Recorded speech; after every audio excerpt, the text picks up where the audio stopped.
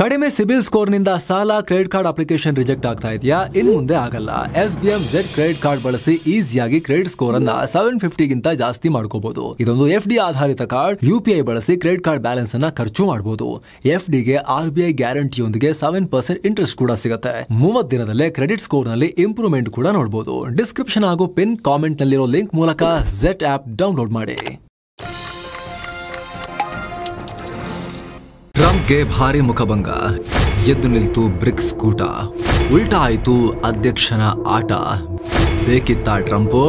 ನಮಸ್ಕಾರ ಸ್ನೇಹಿತರೆ. ಏನೋ ಮಾಡಲು ಹೋಗಿ ಇದೇನು ಮಾಡಿದೆ ನೀನು ಅನ್ನೋದು ಕನ್ನಡದಲ್ಲಿ ಫೇಮಸ್ ಹಾಡು. ಬಹುಶಃ ಈಗ ಟ್ರಂಪ್ ಸಿಚುವೇಶನ್ಗೆ ಸರಿ ಹೊಂದುತ್ತೆ. ಅಮೆರಿಕದ ಆಧಿಪತ್ಯಕ್ಕೆ ಸವಾಲು ಹಾಕಬಹುದು ಅಂತ ಬ್ರಿಕ್ಸ್ ಕೂಟವನ್ನು ಮುರಿತೀನಿ ಅಂತ ಟ್ರಂಪ್ ಹೊರಟಿದ್ರು. ಆದ್ರೀಗ ಇನ್ನಷ್ಟು ಗಟ್ಟಿ ಮಾಡ್ತಾ ಇದ್ದಾರೆ. ಭಾರತವನ್ನು ಕೆಣ್ಕೋಕ್ ಹೋಗಿ ಮಲಗಿದ್ದ ಬ್ರಿಕ್ಸ್ ಕೂಟವನ್ನು ಬಡಿದೆಬ್ಬಿಸಿಬಿಟ್ಟಿದ್ದಾರೆ. ಭಾರತ, ರಷ್ಯಾ, ಚೀನಾ, ಆಫ್ರಿಕಾ, ಬ್ರೆಜಿಲ್ನ ತಾವೇ ತಮ್ಮ ಕೈಯಾರೆ ಒಟ್ಟಿಗೆ ಸೇರಿಸೋ ರೀತಿ ಮಾಡಿದ್ದಾರೆ. ಹಾಗಿದ್ರೆ ಟ್ರಂಪ್ ಆಟ ಇಲ್ಲಿಗೆ ಮುಗಿತಾ? ಬ್ರಿಕ್ಸ್ ಕೆಣಕಿ ಟ್ರಂಪ್ ತಪ್ಪು ಮಾಡಿದ್ರ? ತನ್ನ ಪವರ್ ಮಾತ್ರವಲ್ಲದೆ ಅಮೆರಿಕದ ಆಧಿಪತ್ಯಕ್ಕೂ ಕೊಳ್ಳಿ ಇಟ್ಟರ ಜಗತ್ತಲ್ಲಿ. ಬ್ರಿಕ್ಸ್ ಇನ್ಮೇಲೆ ಹೇಗಿರುತ್ತೆ? ಬನ್ನಿ ವಿಶ್ವದ ಹೊಸ ಶಕ್ತಿಯ ಅನಾವರಣ ಆಗ್ತಾ ಇದೆ ಅನ್ನೋ ಲಕ್ಷಣ ಕಾಣಿಸ್ತಿದೆಯಲ್ಲ, ಅದು ಏನು ಅಂತ ಅರ್ಥ ಮಾಡ್ಕೊಳ್ತಾ ಹೋಗೋಣ. ಈ ಸಲ ಸೀರಿಯಸ್ ಡೆವಲಪ್ಮೆಂಟ್ಸ್ ಆಗಿವೆ. ಟ್ರಂಪ್ ಬ್ರಿಕ್ಸ್ ದ್ವೇಷ, ಕೂಟ ಒಡೆಯಲು ನಾನಾ ತಂತ್ರ. ಬ್ರಿಕ್ಸ್ ನಿಮಗೆ ಗೊತ್ತಿರೋ ಹಾಗೆ ಬ್ರೆಜಿಲ್, ರಷ್ಯಾ, ಭಾರತ, ಚೀನಾ ಮತ್ತು ದಕ್ಷಿಣ ಆಫ್ರಿಕಾ ರಾಷ್ಟ್ರಗಳ ಒಕ್ಕೂಟ. ಆದರೆ ಈ ಬ್ರಿಕ್ಸ್ ಕಂಡ್ರೆ ಟ್ರಂಪ್ಗೆ ಚೂರು ಆಗ್ತಾ ಇರಲಿಲ್ಲ. ಬ್ರಿಕ್ಸ್ ಕರೆನ್ಸಿ ಬರುತ್ತೆ ಅಂತ ಒಂಚೂರು ಐಡಿಯಾ ಶುರುವಾಗಿದ್ದೇ ತಡ. ಯಾರೂ ಹೇಳಿರಲಿಲ್ಲ ಮಾಡ್ತೀವಿ ಅಂತ. ಚರ್ಚೆ ನಡೆಯೋಕ್ಕೆ ಶುರುವಾಯಿತು ಅಷ್ಟೇ. ಅಷ್ಟರಲ್ಲೇ ಅಮೆರಿಕದ ಡಾಲರ್ನ ಮುಗಿಸ್ತೀರಾ ನೀವು? ಅಮೆರಿಕದ ಡಾಲರ್ಗೆ ಸವಾಲು ಹಾಕ್ತೀರಾ ಅಂತ ಅಧಿಕಾರಕ್ಕೆ ಬರೋಕ್ಕೂ ಮೊದಲೇ ಟ್ರಂಪ್ ಕೆಂಡಕಾರಕ್ಕೆ ಶುರು ಮಾಡಿದರು ಬ್ರಿಕ್ಸ್ ಮೇಲೆ.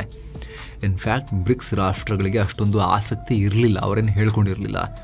ಆಗಲೇ ಟ್ರಂಪ್ ಬ್ರಿಕ್ಸ್ ತನ್ನದೇ ಕರೆನ್ಸಿ ತರೋಕೆ ಮುಂದಾದರೆ 100% ಟ್ಯಾರಿಫ್ ಹಾಕ್ತೀನಿ ಅಂತ ಬೆದರಿಕೆ ಹಾಕಿದ್ರು. ಅಧಿಕಾರಕ್ಕೆ ಬಂದ ಮೇಲಂತೂ ದಾಳಿ ಜಾಸ್ತಿ ಆಗಿತ್ತು. ಸಿಕ್ಕ ವೇದಿಕೆಗಳಲ್ಲಿ ಬ್ರಿಕ್ಸ್ ಹಾಗೆ ಹೀಗೆ ಅಂತ ಬರೀ ಬ್ರಿಕ್ಸ್ ಜಪ ಮಾಡ್ತಾ ಇದ್ರು. ಇತ್ತೀಚೆಗಂತೂ ಈ ರಾಷ್ಟ್ರಗಳ ನಡುವೆ ಅಳಿದುಳಿದ ಸಂಬಂಧ ಒಡೆಯೋಕ್ಕೂ ಕೂಡ ನೋಡ್ತಾ ಇದ್ರು. ರಷ್ಯಾ, ಚೀನಾದ ಬ್ಯಾಂಕು, ಆರ್ಥಿಕ ಸಂಸ್ಥೆಗಳ ಮೇಲೆ ಸ್ಯಾಂಕ್ಷನ್ಸ್ ಹೇರಿದ್ರು. ಬ್ರೆಜಿಲ್ನ ಸರ್ಕಾರಿ ತೈಲದ ಕಂಪನಿಯನ್ನ ಬ್ಯಾನ್ ಮಾಡಿದ್ರು. ಒಬ್ರಿಗೊಬ್ರು ಕ್ರಾಸ್ ಬಾರ್ಡರ್ ವ್ಯಾಪಾರ ನಡೆಸದಂತೆ ತಡೆಯೋಕೆ ನೋಡಿದ್ರು. ಸೌದಿ ಸೇರಿದ ಹಾಗೆ ಗಲ್ಫ್ ರಾಷ್ಟ್ರಗಳಿಗೆ ಬ್ರಿಕ್ಸ್ ಜೊತೆ ಸೇರಬೇಡಿ ಅಂತ ಎಚ್ಚರಿಕೆ ಕೊಟ್ರು. ಕೊನೆಗೆ ಇದು ಯಾವುದೂ ಕೆಲಸಕ್ಕೆ ಬಾರದೆ ಟ್ಯಾರಿಫ್ ಮೂಲಕ ಆಟ ಆಡೋಕೆ ಮುಂದಾದ್ರು. ಮೊದಲು ಬ್ರಿಕ್ಸ್ನ ವೀಕ್ ಲಿಂಕ್ಸ್ ಬ್ರೆಜಿಲ್ ಮತ್ತು ದಕ್ಷಿಣ ಆಫ್ರಿಕಾದ ಮೇಲೆ ತಮ್ಮ ಪೌರುಷ ತೋರಿಸಿದ್ರು. ಬ್ರೆಜಿಲ್ ಮೇಲೆ 50% ಟ್ಯಾರಿಫ್ ಹೇರಿದ್ರು. ದಕ್ಷಿಣ ಆಫ್ರಿಕಾದ ಖನಿಜ ಮತ್ತು ಲೋಹದ ರಫ್ತಿನ ಮೇಲೆ 30% ಸುಂಕ ಹಾಕಿದ್ರು. ನೀವು ಚೀನಾ, ರಷ್ಯಾ ಜೊತೆಗಿನ ಸಂಬಂಧ ನಿಲ್ಲಿಸಿದರೆ ಮಾತ್ರ ನಿಮ್ಮೊಟ್ಟಿಗೆ ಟ್ರೇಡ್ ಡೀಲ್ ಮಾಡ್ಕೋತೀನಿ ಅಂತ ಬಿಸ್ಕೆಟ್ ತೋರಿಸಿದ್ರು. ಆದರೆ ಬ್ರೆಜಿಲ್, ಆಫ್ರಿಕಾ ಬಕ್ರ ಆಗಲಿಲ್ಲ, ಸುಮ್ಮನಾದ್ವು ಅಷ್ಟೇ. ಹೀಗಾಗಿ ನಂತರ ಬ್ರಿಕ್ಸ್ನ ಮಧ್ಯಸ್ತಂಭ ಭಾರತ, ರಷ್ಯಾ, ಚೀನಾ ಮೇಲೆ ದಬ್ಬಾಳಿಕೆ ಶುರು ಮಾಡಕ್ಕೆ ಬಂದರು ಟ್ರಂಪ್. ಭಾರತದ ಮೇಲೆ 50% ಟ್ಯಾರಿಫ್ ಹಾಕಿ ಹೊಸ ಬೆಂಕಿಯನ್ನೇ ಹಾಕಿದ್ದಾರೆ. ರಷ್ಯಾ ಜೊತೆಗಿನ ಸಂಬಂಧ ನಿಲ್ಲಿಸಿ ತೈಲ ಖರೀದಿ ಮಾಡಬೇಡಿ ಅಂತ ಎಚ್ಚರಿಕೆ ಕೊಟ್ಟಿದ್ದಾರೆ. ಆದರೆ ಭಾರತ ಕೇರ್ ಮಾಡಿಲ್ಲ.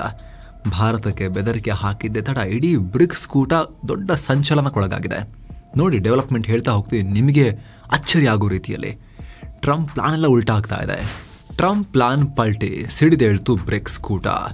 ಸ್ನೇಹಿತರೆ, ಭಾರತದ ಮೇಲೆ ಕಣ್ಣು ಹಾಕಿದ್ದೆ ತಡ ಇಡೀ ಬ್ರಿಕ್ಸ್ ಕೂಟ ಒಗ್ಗೂಡ್ತಾ ಇದೆ. ಕನಸು ಮನಸ್ಸಲ್ಲೂ ಜೊತೆಯಾಗ್ತೀವಿ ಅಂತ ಯೋಚನೆನೇ ಮಾಡಿರದ ಭಾರತ, ಚೀನಾ ಕೂಡ ಒಂದೇ ಧ್ವನಿಯಲ್ಲಿ ಮಾತಾಡೋಕೆ ಶುರು ಮಾಡಿವೆ. ಭಾರತದ ಮೇಲೆ ಟ್ಯಾರಿಫ್ ಹಾಕಿರೋದನ್ನ ಚೀನಾ ಖಂಡಿಸಿ ಮಾತನಾಡಿದೆ. ಏನ್ರಿ, ಭಾರತದ ಮೇಲೆ ದೌರ್ಜನ್ಯ ಮಾಡ್ತೀರಾ? ಭಾರತಕ್ಕೆ ಸ್ವಂತ ನಿರ್ಧಾರ ತಗೊಳ್ಳೋ ಸಂಪೂರ್ಣ ಹಕ್ಕಿದೆ ಅಂತ ಭಾರತದಲ್ಲಿರೋ ಚೀನಾ ರಾಯಭಾರಿಯ ವಕ್ತಾರೆ ಯು ಜಿಂಗ್ ಹೇಳಿಕೆ ಕೊಟ್ಟಿದ್ದಾರೆ. ಚೀನಾ ವಿದೇಶಾಂಗ ಇಲಾಖೆ ಹೇಳಿಕೆ ಇದು. ಅಲ್ಲದೆ ಭಾರತ ತನ್ನ ಫಾರಿನ್ ಪಾಲಿಸಿಯಲ್ಲಿ ಮಾಡೋ ಆಯ್ಕೆಗಳನ್ನು ಯಾವೊಂದು ರಾಷ್ಟ್ರಗಳು ಮನಿಪುಲೇಟ್ ಮಾಡೋ ಹಾಗಿಲ್ಲ. ಭಾರತದ ಜೊತೆ ಆ ದೇಶಗಳು ಈ ರೀತಿ ಮಾಡೋದು ಸರಿಯಲ್ಲ ಅಂತ ಹೇಳಿದ್ದಾರೆ.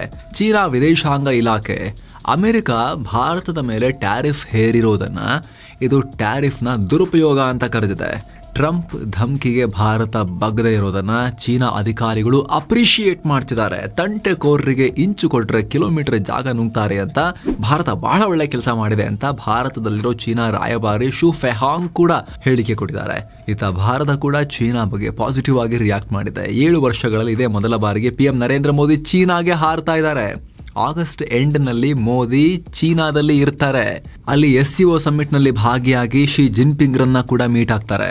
ಇತ್ತ ರಷ್ಯಾ ಕೂಡ ಭಾರತವನ್ನ ಇನ್ನಷ್ಟು ಬಲವಾಗಿ ಆಪ್ಕೊಂಡಿದೆ. ರಷ್ಯಾ ಅಧ್ಯಕ್ಷ ವ್ಲಾಡಿಮಿರ್ ಪುಟಿನ್ ಆದಷ್ಟು ಬೇಗ ಭಾರತಕ್ಕೆ ಬರ್ತೀನಿ ಅಂತ ಕನ್ಫರ್ಮ್ ಮಾಡಿದ್ದಾರೆ. ಖುದ್ದು ಭಾರತದ ರಾಷ್ಟ್ರೀಯ ಭದ್ರತಾ ಸಲಹೆಗಾರ ಅಜಿತ್ ದೋವಲ್ ತರಾತುರಿಯಲ್ಲಿ ಮಾಸ್ಕೋಗೆ ಹೋಗಿ ಪುಟಿನ್ ರನ್ನ ಕ್ರೆಮ್ಲಿನ್ ಅಧ್ಯಕ್ಷೀಯ ಅರಮನೆಯಲ್ಲಿ ಮೀಟ್ ಮಾಡಿದ್ದಾರೆ.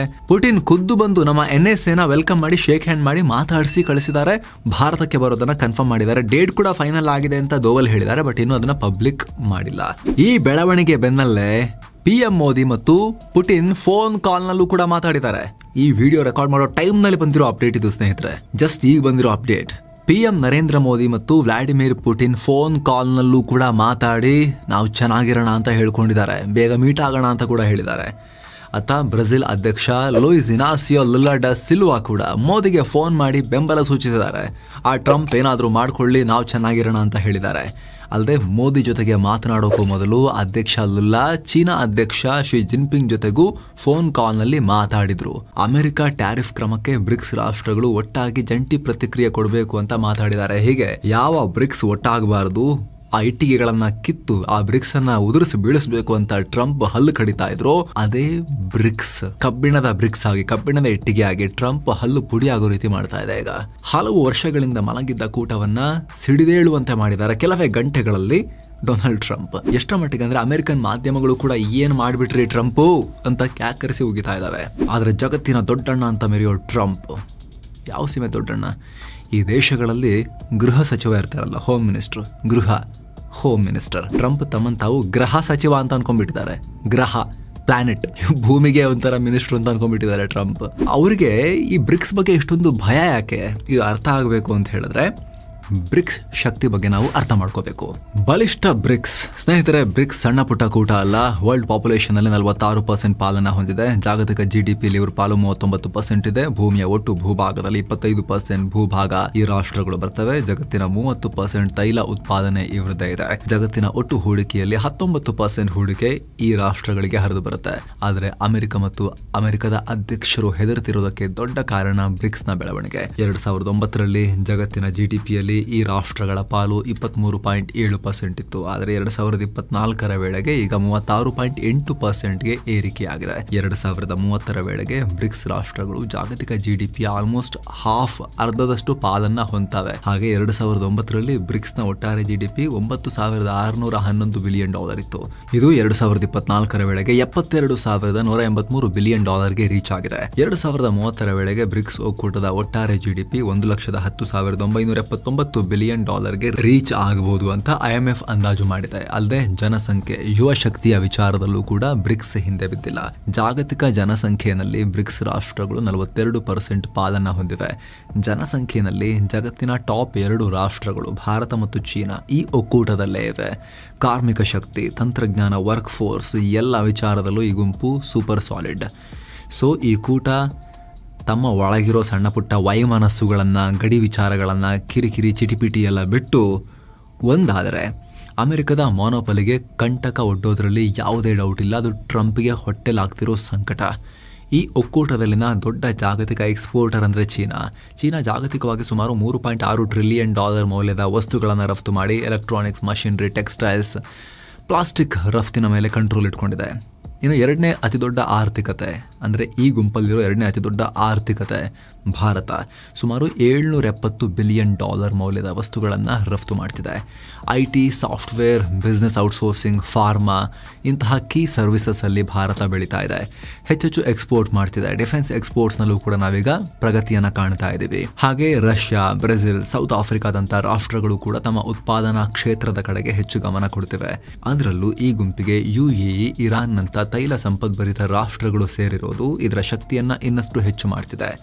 ಹೊಸ ದೇಶಗಳು ಆಸಕ್ತಿ ತೋರಿಸ್ತಿವೆ. ಹೀಗಾಗಿ ಮುಂದೊಂದಿನ ಇದು ತನಗೆ ಕಂಟಕವಾಗಬಹುದು, ತನ್ನ ಬಿಗ್ ಡ್ಯಾಡಿ ಸ್ಟೇಟಸ್ ಅನ್ನ ಕಿತ್ಕೋಬಹುದು ಅನ್ನೋದು ಅಮೆರಿಕಾಗಿರೋ ಭಯ. ಅದೇ ಭಯಕ್ಕೆ ಟ್ರಂಪ್ ಇಷ್ಟು ದಿನ ಬ್ರಿಕ್ಸ್ ಹೆಸರು ಕೇಳಿದ್ರು ಕೂಡ ಮೈ ಮೇಲೆ ಹಾವು ಬಿದ್ದಂಗೆ ಆಡ್ತಾ ಇದ್ರು. ಆ ಬ್ರಿಕ್ಸ್ ಅನ್ನ ಹೊಡೆದು ಮಲಗಿಸ್ಬೇಕು ಅಂತ ಅನ್ಕೊಳ್ತಿದ್ರು. ಆದ್ರೆ ಅದೀಗ ಹೆಬ್ಬಾವಿನ ತರ ಬಂದು ಟ್ರಂಪ್ ಮುಂದೆ ಬುಸುಗುಡ್ತಾ ಇದೆ. ಸಡನ್ ಡೆವಲಪ್ಮೆಂಟ್ ಆಗ್ತಾ ಇದೆ. ಇದು ನಿಜವಾಗ್ಲೂ ಕೂಡ ಇವರು ಕೂಟ ಕಟ್ಟಿ ಅಮೆರಿಕವನ್ನ ಬಗ್ಗಿಸ್ತಾರಾ ಅಥವಾ ಈ ಜಸ್ಟ್ ಫೋನ್ ಕಾಲ್ ಮೀಟಿಂಗ್ ಅಂತ ಮಾಡಿ ಸ್ವಲ್ಪ ಒಂದಾಗೋ ಸಂಕೇತವನ್ನ ಕೊಟ್ಟು, ಹತ್ರ ಬರೋ ಸಂಕೇತವನ್ನ ಕೊಟ್ಟು ಅಷ್ಟರಲ್ಲೇ ಅಮೆರಿಕವನ್ನ ನರ್ವಸ್ ಮಾಡಿ ತಮಗೆ ಬೇಕಾಗಿದ್ದನ್ನ ಮಾಡಿಕೊಂಡು ಮತ್ತೆ ಕಚ್ಚಾಡ್ತಾ ಕೂರ್ತಾರ, ಅದು ನೋಡಬೇಕು ಅಷ್ಟೇ. ಇದಕ್ಕೆ ಸಂಬಂಧಪಟ್ಟಂತೆ ನಿಮಗೇನು ಅನಿಸುತ್ತೆ ಕಾಮೆಂಟ್ ಮಾಡಿ ತಿಳಿಸಿ. ಮತ್ತೆ ಭೇಟಿ ಆಗ್ತಿರೋಣ. ನಮಸ್ತೆ.